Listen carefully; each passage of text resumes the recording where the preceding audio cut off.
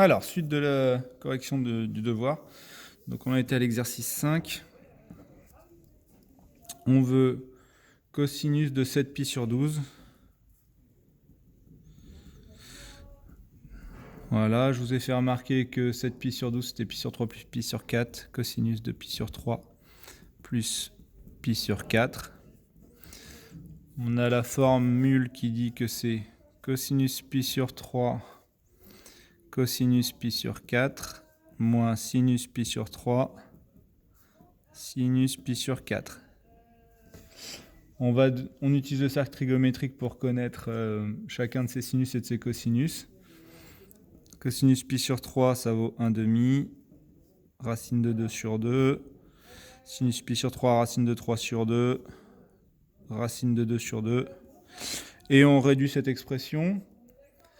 Pour le sinus de 7pi sur 12, ça vaut sinus de pi sur 3 plus pi sur 4.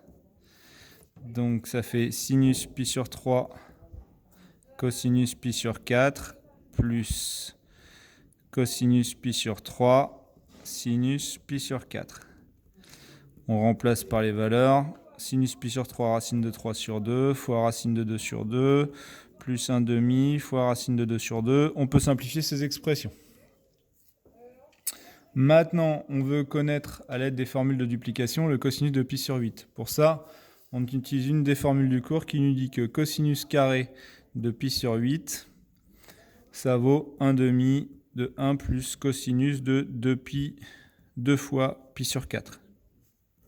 Ça, c'est la formule de duplication.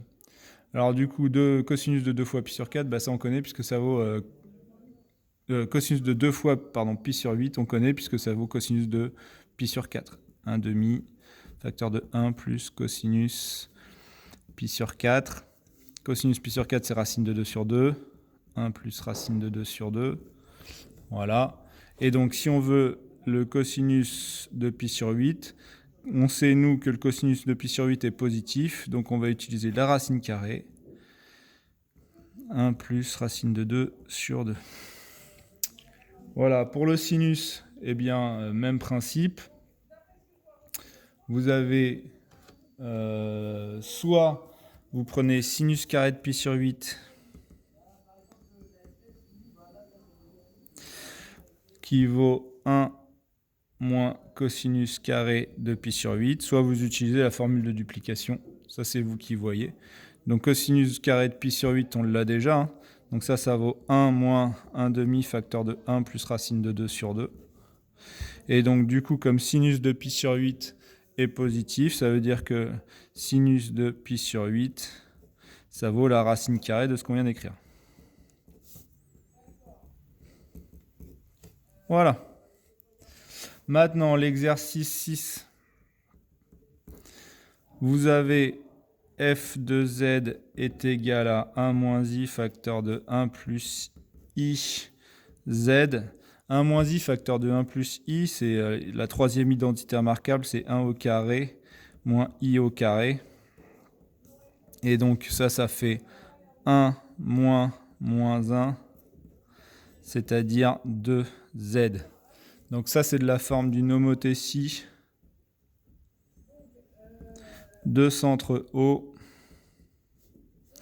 et de rapport 2.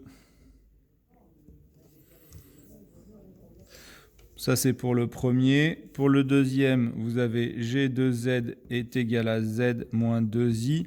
Alors là, tout de suite, c'est une translation de vecteurs d'un vecteur qu'on peut appeler oméga, enfin W, d'afx moins 2i. Voilà, et puis pour le dernier, vous avez h de z qui est égal à e de i pi sur 3 z. Donc ça, c'est une rotation